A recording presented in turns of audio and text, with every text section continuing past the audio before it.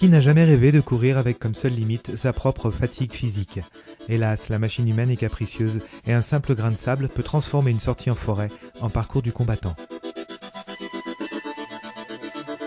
Donc on assiste depuis quelques années à une augmentation assez importante de la pratique de la course à pied comme sport régulier pour un certain nombre de personnes. Il existe effectivement en plus des différences constitutionnelles selon les individus qui malheureusement peuvent amener certains à se dégoûter du sport et à rechercher des solutions s'ils veulent le poursuivre. Doit-on pour autant renoncer à s'élancer seul le nez au vent ou en tribu de plusieurs centaines d'amateurs au prétexte que la douleur dans le bas du dos ou en haut de la cuisse droite deviendra bientôt insupportable? C'est exactement là, enfin c'est par là. Quand on est coureur et qu'on souffre, on va voir un kinésithérapeute parce que la douleur vient de la contracture musculaire. Cette contracture va entraîner un phénomène inflammatoire qui lui-même va entraîner un phénomène de douleur. Ce triptyque, il va falloir le briser. Le kinésithérapeute va utiliser des techniques telles que le massage décontracturant, les ultrasons, la glace, pour y parvenir. Mais ne croyez pas que les pathologies chroniques soient réservées uniquement aux joggeurs occasionnels. Arnaud, coureur de fond, a bien cru devoir arrêter définitivement la pratique de la compétition le jour où la douleur était devenue insupportable. Il y a un an, usé par une pratique du triathlon depuis plusieurs années, je me suis retrouvé dans la situation où je ne pouvais plus marcher. Donc plus courir, avec une douleur au pied droit intenable. Alors au niveau des troubles, on assiste à des pathologies touchant les tendons, principalement les tendinites du tendon d'Achille par exemple, qui sont assez classiques.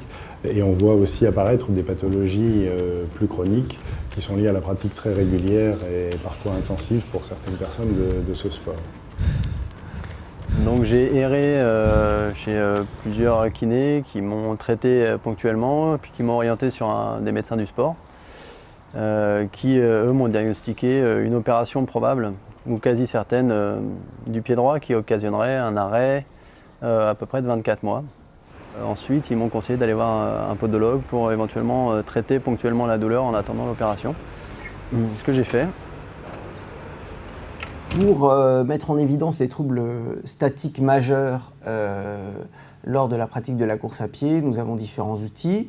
Le premier et le plus évident, le tapis de course, qui permet d'avoir une analyse dynamique de la course, et la plateforme d'analyse électronique, qui est une plateforme qui permet d'analyser les pressions plantaires et qui permet également de mettre en évidence certains troubles statiques majeurs qui sont souvent responsables de blessures ou de gênes lors de la pratique de la course à pied. Une fois les causes réelles déterminées, le podologue va travailler à la fabrication de semelles en matériaux composites associant mousse polyéthylène et carbone. Il s'agit d'une paire de semelles spécifiquement adaptées à la pratique de la course à pied, souvent des semelles qui sont réalisées d'après un moulage. Cette semelle comportera différentes cales qui vont permettre de remettre le squelette osseux dans l'axe lors de la pratique de la course à pied et soulager ainsi les groupes tendineux et musculaires qui sont mis en souffrance par des défauts statiques majeurs. Pour Arnaud, ces défauts statiques étaient dus à un pied droit trop creux qui le faisait souffrir d'une inflammation articulaire dès les premiers kilomètres. Une analyse dynamique rendue possible grâce à l'utilisation de nouveaux appareils a permis de mesurer en temps réel les points de pression exercés pendant la course, permettant ainsi de mieux préparer la semelle idéale. On a fait à peu près 4 paires de semelles différentes pour aboutir à un compromis intéressant entre rigidité, amorti et suppression totale de la douleur. J'ai retrouvé un état tout à fait satisfaisant du pied puisque je reviens d'un raid en Australie avec environ 800 km en autonomie et dont des grosses portions de course à pied, notamment des 90 km. Donc je pense que le contrat est tout à fait rempli et en tout cas la douleur a totalement disparu.